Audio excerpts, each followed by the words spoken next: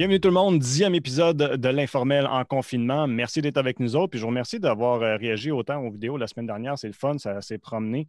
J'aime ça que l'information puisse être diffusée là, à travers la communauté. On a eu une bonne émission la semaine passée. On en a encore une bonne pour vous autres aujourd'hui. Évidemment, on va parler d'actualité avec mon collègue Sylvain Caron et aussi on a deux invités. On a Martin Lajeunesse pour venir nous parler là, de ce qui se passe à travers la ville de Gatineau, entre autres l'ouverture des parcs à chiens, puis aussi les camps de jour. Et Louise Legault du CPE L'Oiseau Bleu, là, avec la réouverture là, à la normale en guillemets, des différents CPE, là, va nous parler un peu comment ça se passe à son CPE L'Oiseau Bleu. Sylvain, à l'actualité, cette semaine, on parle de quoi? Eh bien, on fait toujours le bilan. Et donc, aussi la STO qui reprend ses activités normales, les centres commerciaux qui vont reprendre aussi le 1er juin, mais ça hors de la CMM.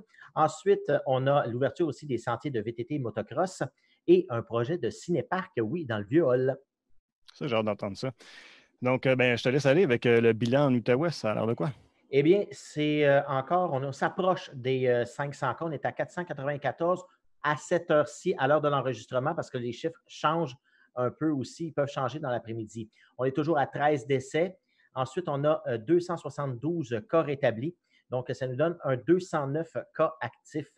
Et donc, pour ce qui est des municipalités, eh bien, ça n'a pas bougé beaucoup. On parle toujours Saint-André-Avelin, Val-des-Monts, Saint-André-Avelin 7, Val-des-Monts, l'Ange-Gardien 8, Cantley 9 et ailleurs, c'est toujours 5 ou moins. C'est sûr qu'à la ville de Gatineau, on n'est plus touché. Et aussi, je voulais faire un petit retour. Ben là, je vois beaucoup de gens qui commencent à s'inquiéter. Bon, on parle des centres commerciaux qui vont rouvrir. On parle un peu partout, ça rouvre. Et Mhm. il y a des gens qui commencent à s'inquiéter, surtout sur les médias sociaux. On en Ah, les voit réactions, passer. je Oui, suis c'est surpris assez à quel vif. point je pensais que le monde aurait eu hâte de retourner à leur vie normale. Il y a beaucoup de. Ouais, Effectivement, il y a encore beaucoup de peur, ouais. mais bon, on peut se dire qu'au Québec, ben, le gouvernement, il va selon les statistiques, hein. Donc, si on regarde les statistiques, on en a parlé un peu plus tôt et c'est vraiment marqué, la tendance est là. Donc, au Québec, le nombre de cas est à 61,5 chez les 0 à 59 ans, pardon. Et si on prend les 60 ans et plus, c'est 38,3 des cas. Là où ça diffère, c'est qu'au niveau des décès, eh bien, les 0 à 59 ans, même s'ils sont plus de 60 eh bien, ils en décèdent à 2,5. Si on prend les 60 ans et plus, c'est 97,5 donc presque 98 des décès qui sont dans cette tranche d'âge-là. Et si encore on prend au Québec en 80 ans et plus, eh bien, c'est 73,4 donc pratiquement le trois quarts des décès. Ce sont des personnes qui sont âgées de 80 ans et plus. Donc, souvent, résident beaucoup en CHSLD. Là, on en a parlé abondamment. Et donc, le gouvernement se dit, eh bien, dans la population générale, si on peut dire, dans la population plus active, c'est sûr que, bon, il y a des 60-65 ans, évidemment, mais ce n'est pas la population active qui est problématique, si on peut dire. Et dans les hôpitaux, on le voit aussi, ce n'est pas la majorité des cas d'hospitalisation. Et puis, s'ils sont hospitalisés, bien, ils s'en sortent généralement assez bien, là. Même très bien, selon, même si on peut voir là, la différence entre les cas et le nombre de décès. Aussi, un petit retour historique, parce que, bon, je me suis demandé combien il y a de décès annuellement au Québec. On ne sait pas vraiment, c'est pas vraiment médiatisé, mais l'Institut de la statistique du Québec sort à chaque année son bilan, finalement, Ouais. du nombre de décès. Et en 2018, qui est bon l'année la plus récente, parce que c'est sûr que 2019, on vient de le terminer, puis avec l'histoire de la COVID, ben, c'est le temps un peu de trier tout ça. Mm. Mais en 2018, il y a eu au Québec 68 600 décès de toutes sortes, que ce soit des accidents, des morts de maladies, cancer et compagnie. Tout est calculé comme ça. Et pour un taux, si on met ça par 1000 habitants, eh bien, c'est un taux de 8,2 personnes qui décèdent par 1000 habitants. On a fait souvent référence à la pandémie de 1918. Et à l'époque, en 1918, c'est d'ailleurs le record au niveau du taux par 1000 habitants depuis qu'on prend les données, depuis 1900. Et donc, on avait eu 48 902 décès, mais on était 4 fois moins de population. Donc, ce qui donnait un taux de 21,8 personnes sur 1000. Si on met un taux de 21,8 personnes sur 1000 aujourd'hui, si on évalue que le Québec est à 8,5 millions d'habitants, eh bien, on arrive à un total de 185 000 morts qui seraient nécessaires pour arriver au même taux de décès au niveau des statistiques pures et dures. Hmm. Donc, c'est sûr que là, on n'est pas là présentement Non, ça serait avec 3 la fois. COVID-19. Ça serait 3 fois Ouais. le nombre. Et puis, bon, au Québec, là, il va falloir voir combien de décès on a eu en plus dû à la COVID-19. Là. Parce qu'on voit une tendance là, autour des 65-68 000 morts au Québec depuis les 5 dernières années environ. Parce que, bon, on sent, bon, les baby boomers commencent à quitter. Donc, on voit une recrudescence parce que ça avait baissé beaucoup dans les années 80 parce que, bon, les baby boomers étaient encore jeunes et puis leurs parents n'étaient pas prêts de décéder non plus. Donc, c'est sûr qu'un décès, c'est un décès. Il y a des familles en dessous de ça. Il y a beaucoup de familles qui sont touchées présentement et puis on sympathise avec eux. Mais c'est ça, du niveau statistique, et c'est pur et dur, eh bien, on est en deçà de ce que les statistiques ont déjà montré par le passé. Et c'est heureusement, parce que, bon, avec le Oui. système de santé qu'on a aujourd'hui, ben, si on avait cet impact-là qu'on a eu en 1918, ben, ça serait une catastrophe. Là. Et puis, c'est ça qu'on veut éviter aussi, d'ailleurs. Ben, clairement, on est loin des statistiques de cette époque-là. Puis aussi, on est loin des statistiques des prévisions qui avaient été faites Effectivement. originalement. Ça aussi, c'est intéressant et encourageant de voir que, bon, puis dans la même optique que tu voulais dire, je pense qu'il faut encourager les gens à dire, écoutez, on peut commencer tranquillement à reprendre la vie normale parce que c'est quand même pas encore tout normal, puis on va le voir dans les sujets qu'on a aujourd'hui, mais je pense qu'on est dû pour reprendre un train de vie un peu plus, encore une fois, normal avec les guillemets. Mais c'est la preuve ultime que ce qu'on a fait, ça fonctionne. Aussi. Donc, il y a des cas, oui, et le Dr Arruda n'arrête pas de le dire, il va en avoir des cas. Et puis même avec la réouverture, il va en avoir de plus en plus.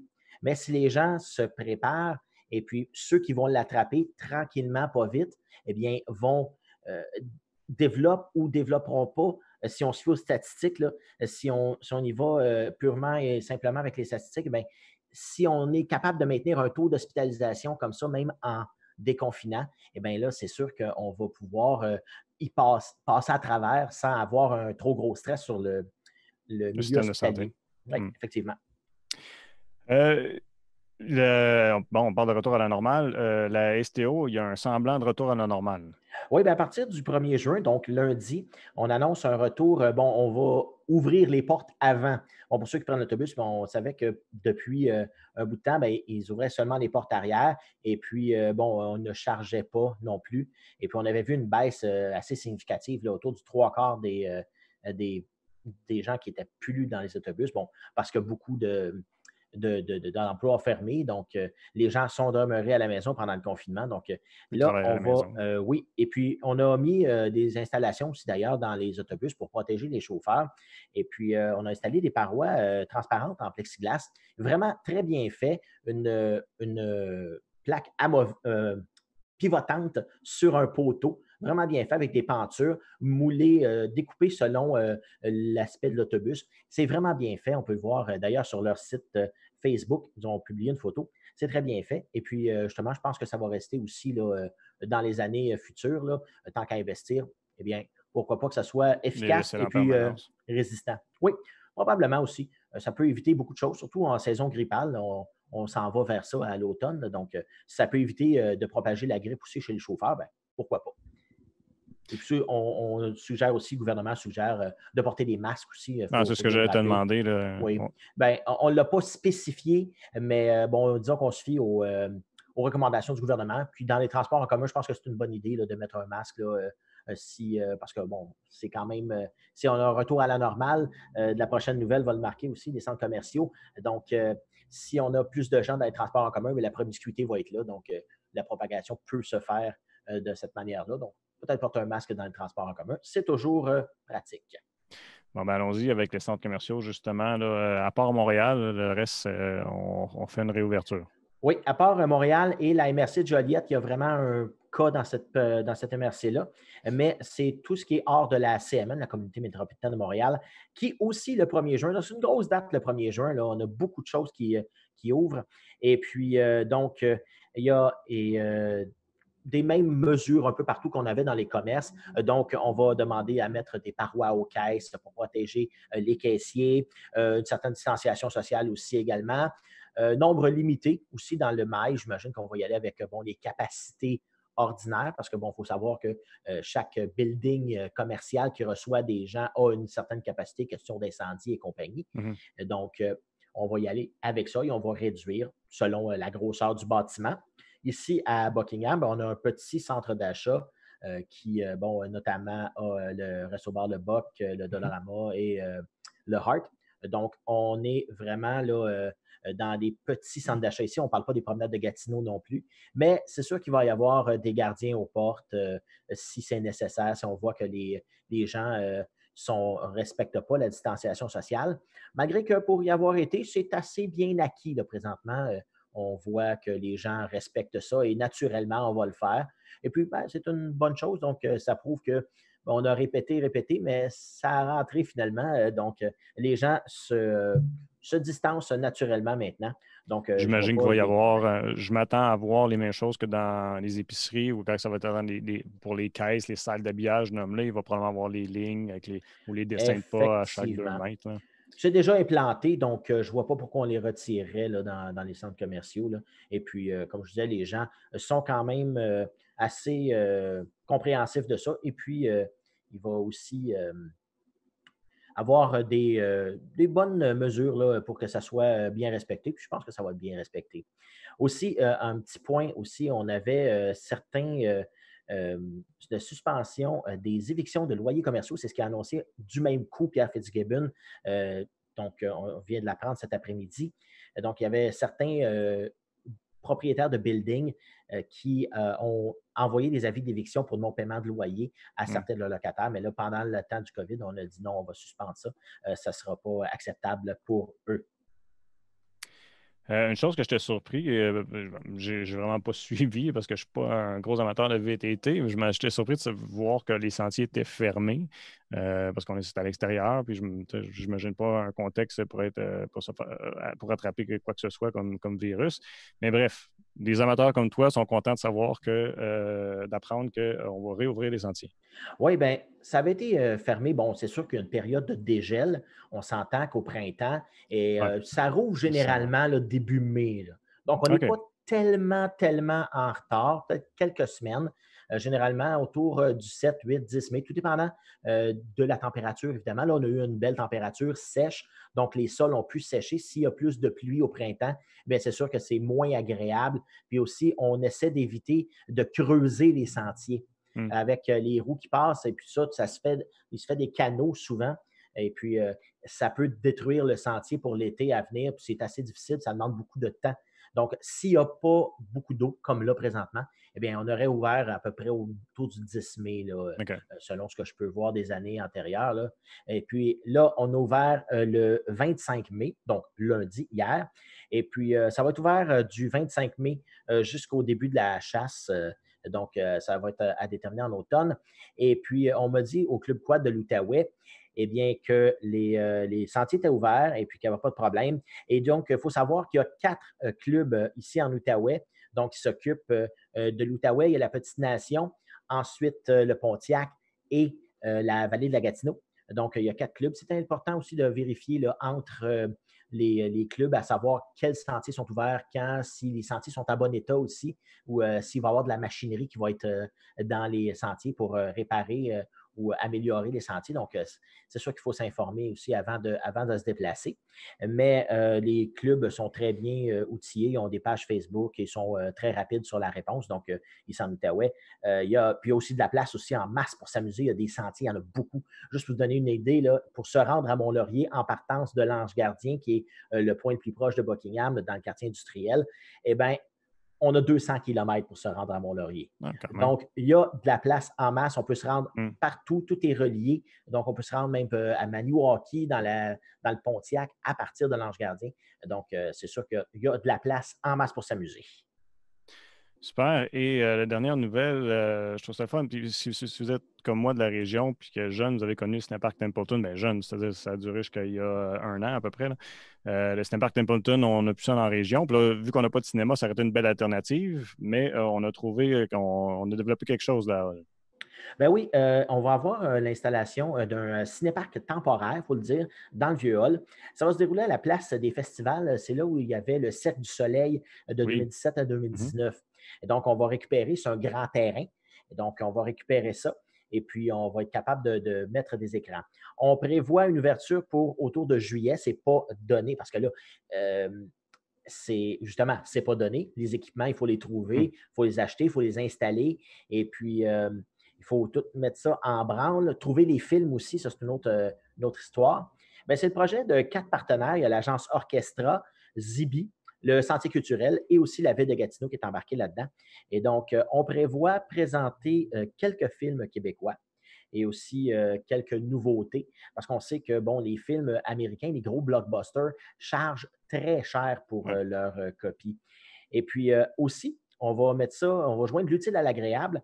Eh bien, on va faire des dons à la Manne de Lille, qui est une banque alimentaire, un service alimentaire, à chaque représentation. Donc, il va y avoir un certain montant du billet d'entrée qui vont être remis en dons. Donc, on joint, comme je disais, l'utile à l'agréable. Ensuite de ça, eh bien, on va avoir un site web pour la réservation de billets qui va être annoncé là, prochainement pour jusqu'à temps qu'on a la date d'ouverture officielle avec les films aussi déjà présentés. Donc, juste un petit rappel, il y a quand même cinq cinéparcs en fonction au Québec seulement. Ils sont Ouais. assez éloignés l'un de l'autre.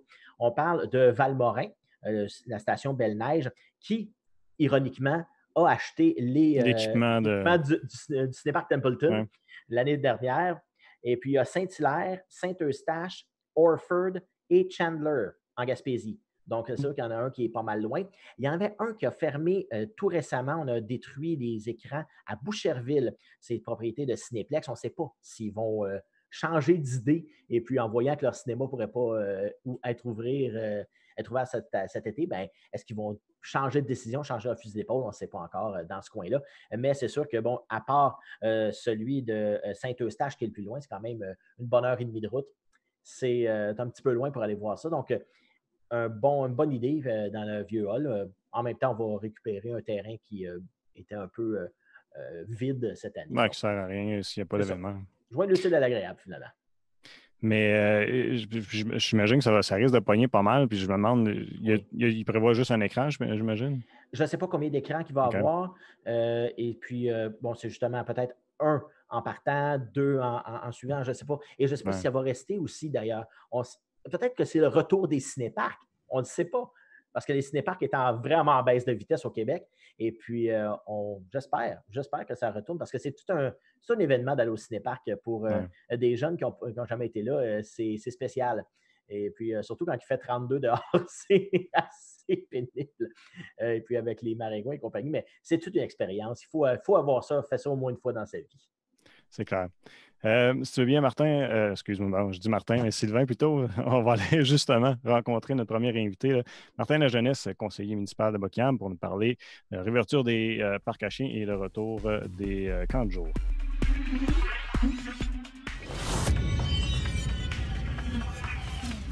Martin, bienvenue à l'émission. Merci de prendre du temps avec nous autres aujourd'hui. C'est bien apprécié. Ça me fait Euh, plaisir. On va parler évidemment de la réouverture des parcs puis les camps de jour qui s'en viennent et tout ça, mais avant de m'en aller là, j'aimerais ça savoir là, comment est-ce que c'est l'ambiance au conseil de ville, puis comment est-ce que c'est de travailler dans cet environnement-là qui est certainement différent. L'ambiance est bonne. L'ambiance est à l'apprentissage, comme au premier mandat où est-ce qu'on arrive sur place puis on apprend à travailler là, en collégialité. Les premières réunions, on l'a fait téléphonique. Là, maintenant, après ça, on a vu que Zoom existait. Maintenant, nos réunions, on les fait avec Zoom. Donc, encore aujourd'hui, on a appris là, avec Zoom, tu as la possibilité de lever la main là, pour être en ordre de discussion. Fait que je pense que tous les jours, là, on bonifie nos systèmes de rencontre, mais l'ambiance est parfaite. Les gens posent des questions, on demande des clarifications, puis ça va bien de ce côté-là. Puis au niveau des citoyens aussi, comment ils sont adaptés à avoir des services? Bon, il y en a certains qui sont fermés, là, ça rouvre tranquillement, mais les citoyens, comment ils apprécient le travail? Est-ce que vous avez un peu de feedback un peu là-dessus? J'ai un peu de feedback. J'ai des citoyens qui communiquent avec moi par courriel, par message Facebook, là, et on répond aux citoyens. On maintient là, le service 3 en 1. Fait que, tu sais, on essaie de compenser. Je pense que moi, je me sens choyé quand même pour le secteur de Buckingham, où est-ce que les citoyens, je les trouve coopératifs et compréhensifs par rapport au changement qui est arrivé, là, la COVID avec la confination, la, la ville a roulé au ralenti, puis je pense que les gens ont bien compris. Maintenant, la machine redémarre. Le marquage des rues va recommencer là, vers le milieu juin. Les camps de jour, on va réouvrir les camps de jour à 50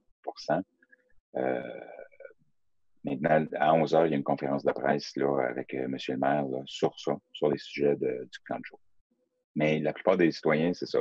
Quand il y a des enjeux, on a eu des enjeux pour les vidanges de recyclage encore aujourd'hui. J'étais content de voir ce matin que les camions étaient encore à Buckingham là, pour le recyclage. Comme ça, ils n'étaient pas partis sans nous laisser avec nos recyclages au bord du chemin. Toute cette situation-là, là, ça a commencé, puis on est en plein dans la saison printemps, où est-ce que les fameux nids de poules, les problèmes avec les rues, là, ça a eu l'air de quoi le travail à ce niveau-là? Puis est-ce qu'il y a eu beaucoup de citoyens qui ont appelé et dire hey, qu'est-ce qui arrive dans ma rue, c'est magané, ça va-tu se faire, tout ça? Je pense que soit que les gens étaient bien informés. J'ai eu des citoyens qui m'ont interpellé, mais je pense que la plupart le message qui a été véhiculé par la ville là, a quand même été bien véhiculé. Là.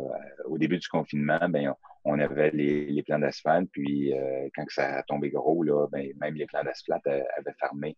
Alors, il n'y avait plus de disponibilité pour de l'asphalte chaude. Les services sont venus à bout quand même de colmater là, les poules majeures. On a encore des situations là, problématiques, mais les employés sont sur le terrain. Puis, on voit quand même la progression. Au niveau des camps de jour, justement, on parle que ça va ouvrir le 22 juin, que le Oui. gouvernement a donné l'accord. On a vu de sursaut de leur côté qui ont décidé d'annuler pour cette année. Du côté de Gatineau, est-ce qu'on a la difficulté à recruter, puisqu'on sait qu'il va falloir recruter beaucoup plus de moniteurs parce que les groupes vont être réduits? Est-ce que vous gardez la même capacité, mais avec moins d'enfants?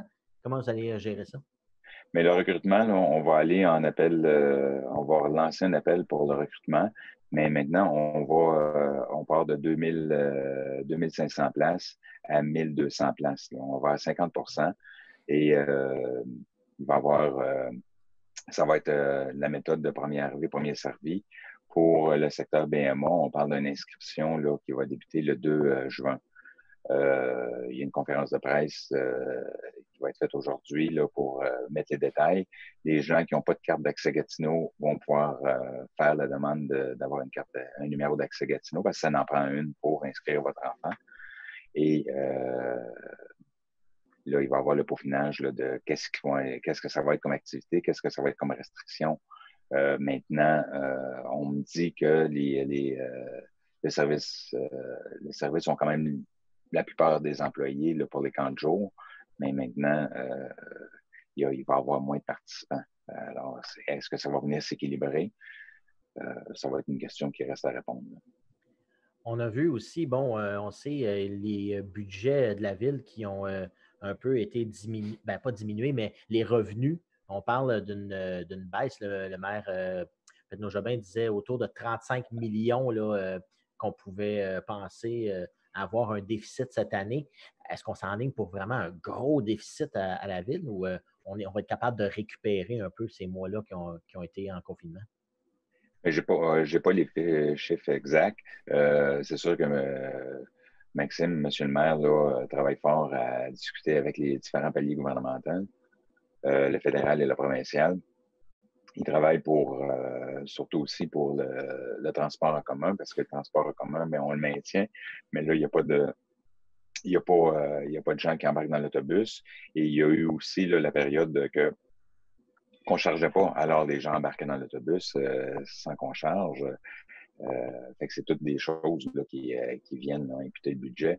Mais je suis quand même confiant qu'on va trouver des solutions.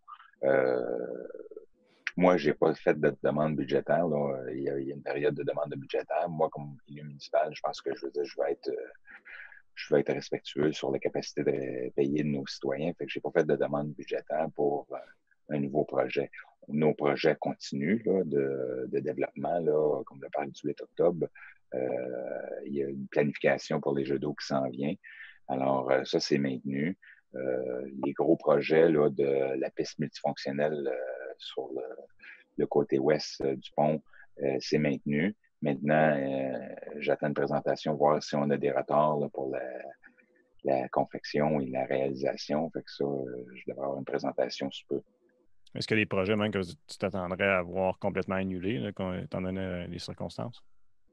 Comme c'est là, on ne parle pas d'annulation. On peut parler de reporter.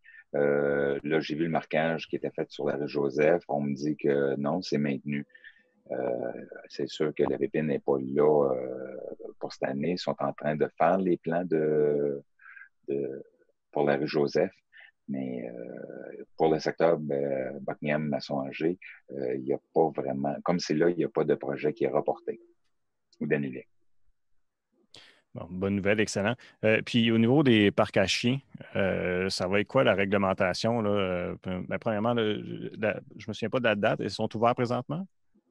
Oui, ben j'ai passé hier, là, j'ai vu qu'il y avait des gens. Je veux dire, ça, on demande là, que les gens respectent la distanciation. Normalement, ça devrait bien aller. Là. Je veux dire, les gens ne vont pas là pour se coller. Là. Mais je pense que ça va faire du bien. Il y avait beaucoup l'association des propriétaires de chiens d'Elmer qui mettait de la pression là, pour la réouverture.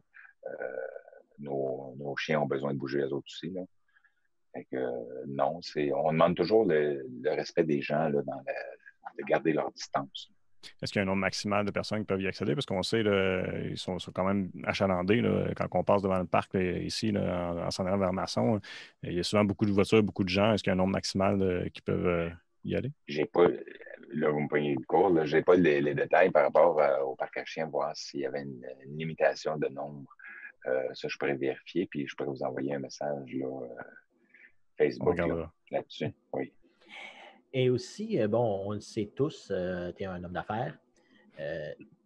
Comment la communauté d'affaires de la Basse-Lièvre, Buckingham-Masson, va s'en tirer, selon toi, même par rapport à Gatineau, est-ce qu'on a un peu plus de chances de s'en tirer sans trop de pertes pour la communauté d'affaires?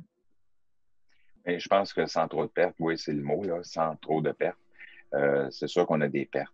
Maintenant, le gouvernement, on met en place là, diverses subventions. Moi, j'ai appliqué là, pour le commerce là, et j'ai pas eu de problème là, pour l'aide. Après ça, il y a l'aide pour les employés. Et j'ose espérer que les commerces alentours, on n'a pas beaucoup de centres d'achat. On a un centre d'achat qui a été pris de court avec le Kmart et le Faux du Dollar qui ont dû fermer parce qu'il fallait que ça soit une entrée extérieure.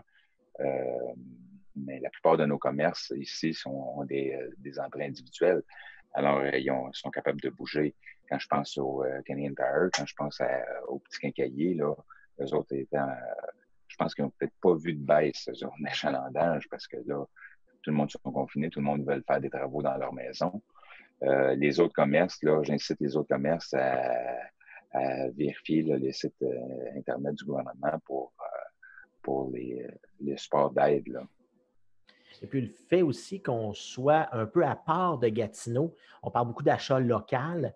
Est-ce qu'on sent un engouement pour l'achat local ici, au lieu d'aller vers Gatineau, qui quand même prend une vingtaine de minutes là, à se rendre au centre-ville de Gatineau? Ça, c'est de l'information que je n'ai pas. Ça, c'est pour la ville de Gatineau, c'est important qu'on fasse de la publicité pour inciter les gens à faire l'achat local. C'est sûr que moi, à titre personnel, là, ben oui, je vais à la quincaillerie du coin, je vais au magasin de peinture Nano et Fils. Tous ces commerces-là existent, sont en opération avec les distanciations sociales. Fait que c'est important de les encourager. La ville, ben, on incite les gens à acheter localement. Maintenant, quand j'ai parlé avec ces propriétaires-là, ils me disent que ça va très bien. Les autres petits commerces, ben, je ne sais pas c'est quoi la situation. Sur mon chapeau de copropriétaire là, de commerce, nous autres, on envisage commencer les take-out dans la première semaine de juin. Alors, on fait ce qu'on peut. Et puis, je pense que tout le monde se tient. T'en parles, toi, tu es en affaires en restauration. Est-ce que la saison d'été, c'est la saison avec le tourisme, puis les gens qui voyagent un peu plus, c'est peut-être le temps un des temps les plus achalandés de l'année? Est-ce que vous attendez, là, il va avoir un impact au niveau de la restauration dans Buckingham, Masson, Angers? C'est sûr qu'il y a un impact. Faut pas être conciliant, mais il faut accepter que on est dans une autre ère. Là. Les ouvertures des restaurants, je pense que ça va venir. Là, ils en ont parlé là, que ça va venir là, dans une future étape. Maintenant, quand ça va venir, mais ça va venir à 50 %. Alors là, on ne peut pas engager 100 % de nos employés. Fait que moi, en autant que c'est important que l'aide gouvernementale soit là aussi pour le PCU, pour des employés qui vont être sans travail. Moi, je vise beaucoup là, sur l'aide des citoyens qui vont travailler sur l'achat local, qui vont continuer à encourager les commerces là, locaux. Là. Fait que moi, je pense que c'est ça qui est important. C'est sûr qu'il y a une baisse. Là. Je veux dire, quand je suis parti en affaires, on avait un petit chiffre d'affaires, puis je pense qu'on va retourner là, mais vraiment différemment. Là. Et là, on a appris cette semaine qu'il allait avoir un cinéparc temporaire dans le vieux hall. C'est une collaboration justement entre quatre partenaires, dont la ville de Gatineau. Comment on a embarqué là-dedans? Comment on a décidé d'embarquer là-dedans? Bon, on sait, le cinéparc Templeton a fermé la saison dernière. Donc, puis les cinémas ne sont pas prêts de rouvrir là, à ce qu'on peut entendre du gouvernement. Donc, est-ce que ça a été un peu une... comme on dit, dans l'air du temps, d'embarquer là-dedans? Bien, la ville de Gatineau va travailler avec des projets. Alors, pour la situation de Hall, puis je pense Elmer aussi travaille là-dessus, c'est des gens qui se sont regroupés puis qui ont fait une demande d'aide financière pour la création d'un cinéparc. Alors moi, s'il y a une association à Buckingham, un groupe Carrefour culturel Estacane, qui décide de vouloir lancer un projet puis qu'ils ont besoin de fonds, ben après ça, ben, il y a des discussions avec la ville pour voir comme des projets, là, comme différents projets qui existent. Et je veux dire, c'est une belle initiative, là, quand on parle cinéparc, ben, tout le monde sont chacun dans leur auto. Oui, c'est facile de maintenir la distanciation sociale. Oui. Beau projet, ça va être le fun de revoir Cinéparc dans le coin. Mais Martin, je te remercie de nous avoir accordé du temps aujourd'hui. C'est bien apprécié. Continue ton bon travail. Merci. Et puis, Sylvain, il y a quelques semaines, les CPE, ils ont réouvert. On se demandait comment ça se passe réellement là, à l'intérieur des CPE, voir comment ça se passe avec les enfants et tout ça. On va en jaser avec Louise Legault, qui est directrice du CPE L'Oiseau Bleu.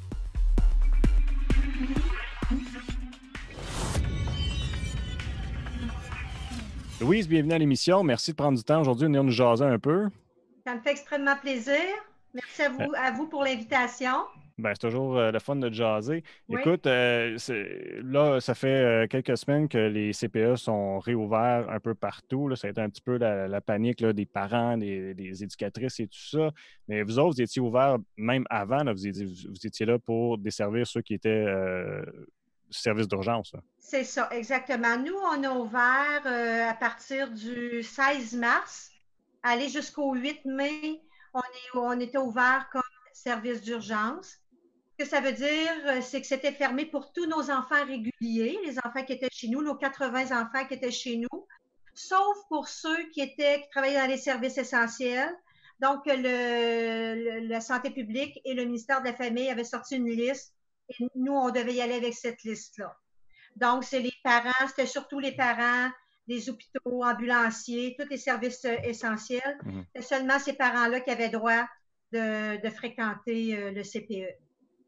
Là, à ce moment-là, parce que là, avec la réouverture, on a établi des mesures dans lesquelles ils étaient obligés de travailler, mais j'imagine qu'il y en avait, nécessairement, il y en avait déjà à ce moment-là. Fait que ça n'a pas dit, vous étiez déjà adapté, là, vous, avant même que la réouverture officielle se fasse, j'imagine.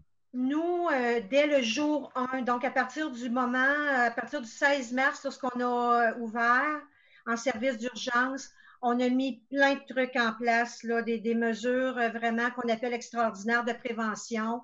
Donc, il n'y avait plus aucun parent qui circulait à l'intérieur du CPE. La température des employés et des enfants était prise régulièrement dans la journée, mais pour les employés à l'accueil. On a mis aussi en place naturellement la désinfection. On n'a jamais fait autant de désinfection là, dans les locaux 2-3 fois par jour. Il fallait le faire aussi à l'extérieur parce que les enfants, on ne les confinait pas à l'intérieur. Ils étaient amenés à jouer quand même dans les parcs. Donc, on avait de la désinfection aussi à faire à l'extérieur. Les éducatrices devaient se changer le matin, se changer le soir en partant. Donc, pour nous, quand on a réouvert le 11 mai en période, si on peut dire, un peu plus normale, quand on a fermé les services de garde d'urgence, c'était relativement plus facile parce que toutes ces mesures-là avaient déjà été mises en place au moment de l'ouverture le 16 mars. Et de votre Donc, côté, tout ce qu'on a eu à faire en réouverture normale, si on peut appeler ça normal, c'était l'ajout de masques et de visières à ce moment-là, au 11 mai. On le sait, avec les services d'urgence, il y avait des enfants d'âge même scolaire. En avez-vous accueilli, vous, de votre côté, des enfants qui n'étaient pas de vos services avant la fermeture? Nous, c'était surtout des enfants de l'extérieur. On avait plusieurs catégories d'enfants, si je peux me permettre l'expression. On avait des enfants entre 0 et 5 ans, mais on avait aussi les enfants d'âge scolaire, des éducatrices, du personnel. Donc, si on veut que ce personnel-là vienne travailler, on a accueilli leurs enfants chez nous. Donc, jusqu'à 12 ans, on pouvait les accueillir. Et on a accueilli aussi des enfants du personnel essentiel, des employés des milieux essentiels d'âge scolaire, jusqu'à 12 ans. Comment on adapte nos services, justement? Un enfant de 0 à 5 ans, comme vous êtes habitué, puis un enfant de 12 ans, ce n'est pas les mêmes intérêts non plus. Comment on s'adapte à ça? Vous avez raison. C'est pas tous nos locaux qui étaient utilisés parce que pendant cette période-là, on recevait à peu près 12 enfants. Habituellement, on a l'habitude d'en recevoir 80.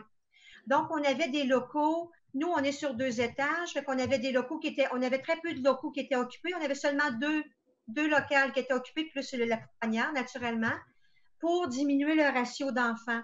Ce qui faisait qu'on avait des locaux qui étaient libres, qu'on a pu aménager avec des intérêts en lien justement pour les enfants de cet âge-là. Donc, ça nous permettait de mettre les enfants par catégorie d'âge. Donc, des enfants, par exemple, 7-8 ans, 10-12 ans ensemble, 7-8 ans ensemble, puis d'y aller selon leur intérêt. On avait accès aussi à des portails d'activités sur Internet pour occuper ces enfants-là, tu sais. Parce que, comme vous disiez plus tôt, ce n'est pas notre clientèle habituelle. Donc, le ministère nous a fourni quand même des outils aussi. On a travaillé beaucoup avec notre association québécoise, la QCPE, qu'on appelle l'Association québécoise des centres de la petite enfance, qui nous fournissait des outils aussi pour nous aider à travailler avec cette clientèle-là. Puis là, maintenant qu'il y a eu la réouverture officielle, là, si on veut, ça ressemble à quoi là, en CPE? C'est quoi le nombre d'enfants puis les groupes d'âge? Je peux vous expliquer un petit peu comment le ministère et la santé publique ont décidé de mettre en place un genre de calendrier de réouverture progressive. Okay. Donc, le 11 mai, on était en mode, donc on fermait le service d'urgence, ce qui veut dire que tous les enfants qu'on accueillait, autant les enfants d'âge scolaire que les enfants qui étaient de d'autres milieux de garde, qui n'étaient pas le nôtre, devaient quitter pour retourner dans leur milieu de garde habituel. Donc, à partir du 11 mai, c'était seulement avec notre clientèle à nous qu'on travaillait et on avait droit de recevoir dans nos milieux 30 de nos enfants réguliers. Donc, on avait encore là une liste d'emplois prioritaires et c'est avec cette liste-là qu'on devait déployer nos services. Nous, on était chanceux parce qu'on a été quand même capable de répondre à toutes les demandes des parents. Donc, pour les 2 premières semaines où on devait accueillir 30 d'enfants, ça veut dire on devait recevoir 24 enfants. On était en mesure de recevoir, on n'a pas été obligé de refuser d'enfants. Okay.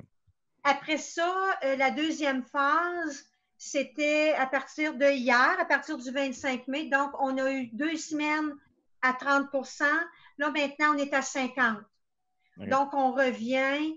On a la possibilité de recevoir 40 enfants maintenant dans notre milieu.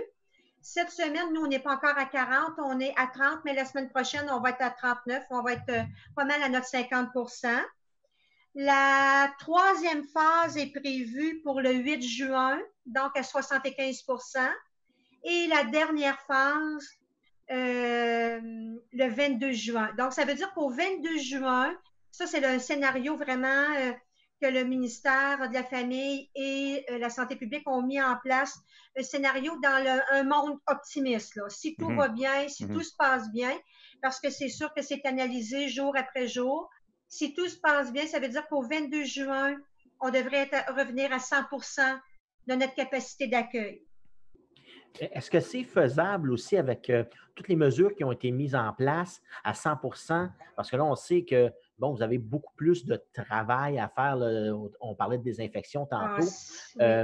C'est assez impressionnant comme surplus de tâches, mais avec 100 des enfants, est-ce que vous allez être capable, justement, avec le personnel que vous avez, de maintenir ce niveau-là? Là? Je vous dirais que c'est notre plus grand défi. C'est l'enjeu parce qu'il y a plusieurs employés qui sont pas revenus au travail encore et qui veulent pas revenir avant un certain temps encore. Soit parce qu'elles sont vulnérables ou soit parce que leur famille, leur enfant ou leur conjoint vit des problèmes de santé. Donc, et nous, on doit, à partir du 22 juin, accueillir à 100 et on doit ajouter en plus du personnel pour la désinfection, pour l'accueil. Donc là, si dans notre cas, en ce qui nous concerne, on ne recevra pas d'enfants à 100 le 22 juin parce qu'on a beaucoup de parents qui ont exprimé le besoin de ne pas revenir avant septembre. Okay. Donc, pour nous, je vous dirais, j'ai à peu près une vingtaine d'enfants qui ne veulent pas revenir avant septembre. Donc, ça va nous donner une petite marge de manœuvre au niveau du personnel. Au niveau de l'espace physique aussi, j'imagine. Je dirais, parce que là, il y a encore les règles de 2 mètres pour les enfants, j'imagine. Bien, pour être franche avec vous, c'est la raison pour laquelle on a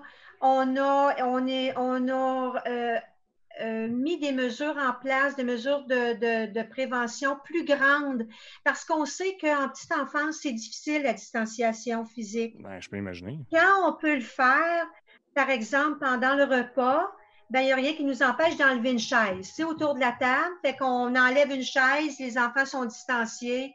Pendant le dodo, les matelas sont distanciés, mais on s'entend qu'en période de jeu, c'est plus difficile.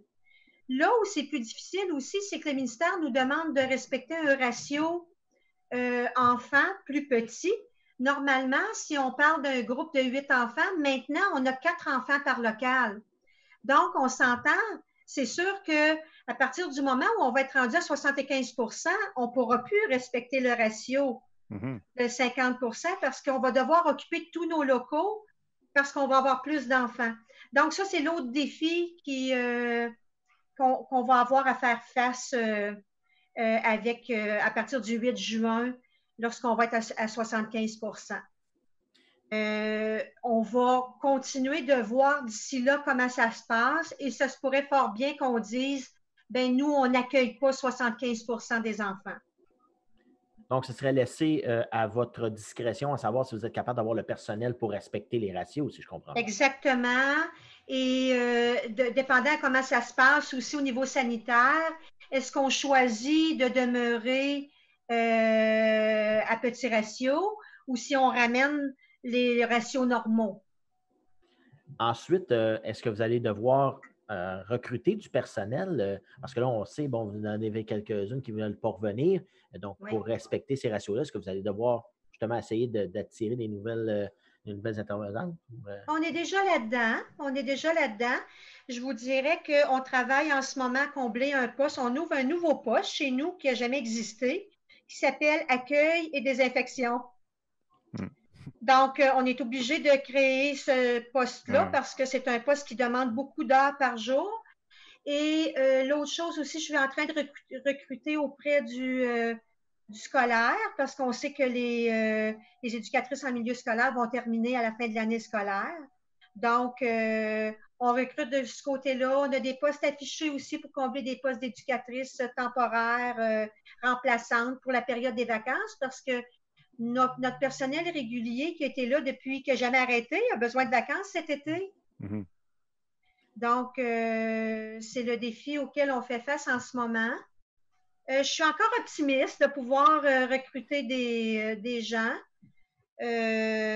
pour tous les postes qui sont affichés, autant pour le poste d'accueil des infections que pour les remplacements pour les vacances. Je suis curieux de savoir, là, au niveau des activités, les activités d'apprentissage, le jeu libre et tout ça, là, comment vous gérez ça là, avec les mesures que vous êtes obligé de respecter? Là? Parce que j'imagine qu'ils auraient dû apprendre à faire beaucoup de choses différentes que vous n'étiez pas habitué de faire là, comme activité. Oui. Au niveau des activités, on essaie de maintenir quand même les mêmes choses qu'on faisait avant. Sauf que c'est sûr que quand on parle de casse-tête, quand on parle tout ce qui est déguisement, ça fait plus partie de notre quotidien maintenant, là. C'est toutes des choses qui ont été enlevées. Nous, on a la chance aussi d'avoir un grand parc. C'est sûr qu'on a dû se limiter. On a des grands modules de jeu dans le parc. Bien, les enfants ne peuvent pas avoir accès à tous ces modules-là parce que c'est trop long à désinfecter. Fait que, faut limiter. Ce qu'on fait dans les locaux aussi, c'est qu'on roule, dans le sens que, bon, les enfants ont accès à certains matériels le matin, qu'on envoie à la désinfection l'après-midi, et l'après-midi, donc on interchange le matériel comme ça. L'après-midi, ils ont accès à d'autres matériels qui vont être désinfectés le lendemain, ainsi de suite. Mais c'est sûr que les jeux, comme par exemple de table, casse-tête, ainsi de suite, sont les peluches, les déguisements, c'est des choses que pour l'instant, les enfants n'ont pas accès. Et puis dans le futur, excuse-moi, vas-y, c'est dans le futur, qu'est-ce qui va rester de tout ça? On se demande souvent, qu'est-ce qu'on va garder comme mesure quand la menace du COVID sera passée? Est-ce que vous pensez qu'il y a vraiment des changements importants qui s'annoncent dans les CPE? Oui, je crois que oui. Je crois qu'il y a des bonnes choses qui vont ressortir de ça. Comme entre autres, c'est sûr qu'on a toujours eu un poste où on faisait de la désinfection. Ça fait partie de notre routine de faire de la désinfection, mais d'accentuer ça un peu plus. Donc, c'est sûr que le gouvernement va devoir débloquer des fonds pour qu'on puisse offrir qu'on puisse le faire plus souvent. Aussi, je pense que je ne sais pas jusqu'à quel point le masque, la visière, parce que ça, c'est notre autre défi en ce moment, là, de travailler avec ça dans une période où c'est chaude, à l'extérieur, autant qu'à l'intérieur. Donc, je ne sais pas si éventuellement on va devoir conserver le masque pour travailler auprès de nos enfants c'est assez difficile de faire des interventions auprès des enfants avec l'équipement de protection individuelle. Ça, j'espère que ce n'est pas quelque chose qui va demeurer parce que Mais le stress, c'est assez excuse-moi de difficile de t'interrompre, faire des interventions avec les enfants. mais les interventions, mais aussi, pour avoir vu dans les CPE, il y a le contact humain. Là, je veux dire, vous êtes proche de ces enfants-là, puis normalement, une éducatrice va donner des câlins, il n'y a pas, là, il n'y a plus de Mais ça. ça Là. n'a pas changé, Jean-François. Non? OK. Non, ça n'a pas changé chez nous parce qu'on a quand même, tu sais, le petit enfant, la pouponnière là, de 6 mois, d'un an, ou le plus grand qui a besoin d'être consolé. C'est pas vrai qu'on lui dit non, non, on ne touche pas, là. OK. On porte les équipements de protection individuelle justement pour pouvoir continuer de bien faire notre travail. OK. Fait que ça, c'est quelque chose chez nous qui est pas négociable, dans le sens que c'est on travaille de la même façon auprès des ben, on travaille de la même façon. On met des choses en place, mais au niveau du lien d'attachement avec l'enfant, c'est quelque chose qui n'a pas changé chez nous. Mais tu n'as quasiment pas le choix. Je veux dire, c'est ça le travail, une partie du C'est travail, veut ça, pas. exactement. Hmm. Sinon, on fait quoi? Non, ça, c'est pas négociable chez nous. Ça fait partie de notre travail. Puis l'enfant, lui, la COVID, il continue de se développer. Il continue d'évoluer. Donc, nous, notre travail, c'est de toujours travailler au niveau de son développement. On travaille peut-être différemment, mais on travaille quand même à ça. Et quand on travaille, nous, on a une poignard quand même de 15 poupons et deux groupes de 18 mois de 16 enfants, donc deux groupes de 8, 16 enfants. Fait que si vous comptez ça, ça fait quand même 30 enfants. Et avec ces enfants-là, c'est beaucoup les soins de base. Donc, tu sais, la proximité est très importante. Ouais. Puis tu sais, on le voit, il y a beaucoup de gens qui vivent de la crainte, de l'incertitude et tout ça. C'est dans cette période-là. J'imagine chez les enfants aussi, tu peux vous observer ça. Oui, écoutez, nous, on reçoit les enfants en 2 portes le matin, là. Puis on reçoit les enfants avec le masque, puis la visière. Donc, le petit enfant qui a commencé le 11 mai, là, lui qui avait été chez ses parents, il avait été à la maison depuis le 16 mars, puis qui revient 2 mois après, puis que là, il voit son éducatrice dans le cadre de porte avec le masque et la visière, c'est pas évident. Mais je vous dirais, c'est vraiment surprenant. Les enfants ont une capacité d'adaptation tellement incroyable. Je vous dirais, c'est la première journée qui est peut-être un peu difficile, mais après ça, tout rentre dans l'ordre. Autant chez les bébés, c'est sûr que la visière, ils essaient de l'arracher, le masque. Mais non, ça rentre dans l'ordre quand même rapidement. Comment ça s'est passé aussi au niveau avec le ministère? Est-ce que vous avez eu du support? Est-ce qu'il y a eu de la collaboration ou des services qui étaient faciles d'accès pour pouvoir vous aider à travers ça? Je vous dirais que le ministère, autant quand je ne sais pas si vous vous souvenez, au tout début, le vendredi 13 mars, quand ils ont décidé tout était fermé, puis que ça prenait des CPE volontaires, puis qu'à 2 jours de délai, là, le dimanche, il fallait se revirer sur un 30 sous parce que là, plus rien fonctionnait. Il fallait que tous les CPE deviennent services d'urgence. Ça a été assez difficile avec le ministère à ce moment-là.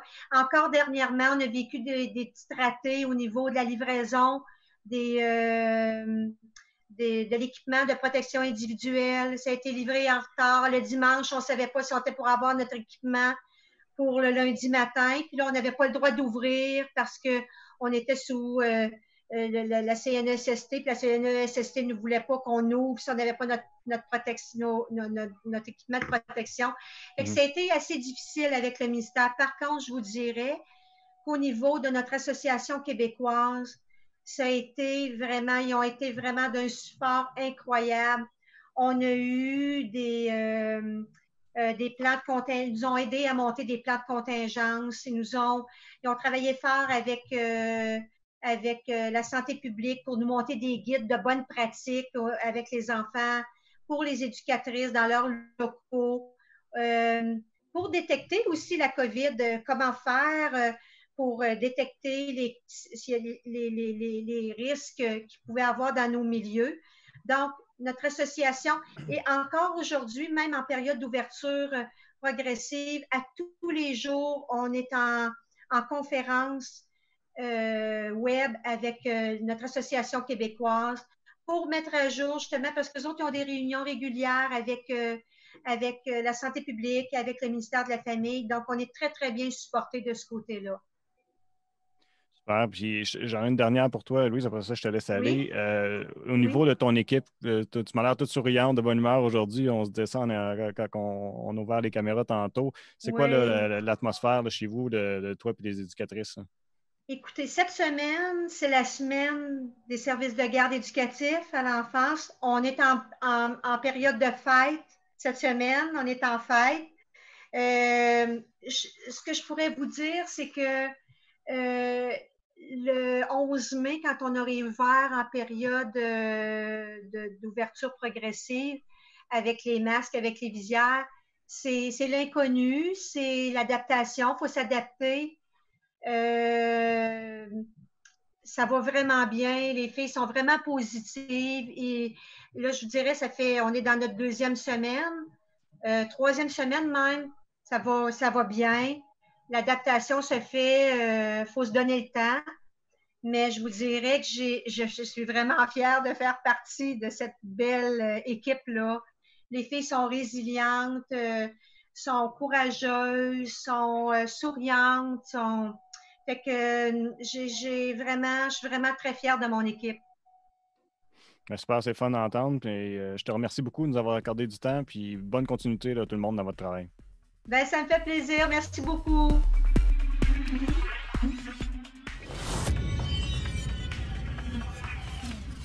Ben, un gros merci encore à Louise. C'est fun de voir l'enthousiasme de l'équipe qui, malgré toutes les conditions, là, ils travaillent fort. Puis aussi, je suis rassuré de voir que les enfants, ça se passe bien, parce que c'est quelque chose que je trouvais inquiétant de voir la réouverture des CPE avec toutes ces conditions-là.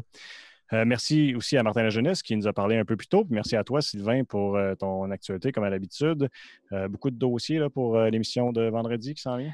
Bien, c'est sûr que là, on attend pour ce qui est à trait des campings. Beaucoup de gens qui sont. Oui, c'est la grosse question. On la voit partout dans les médias sociaux.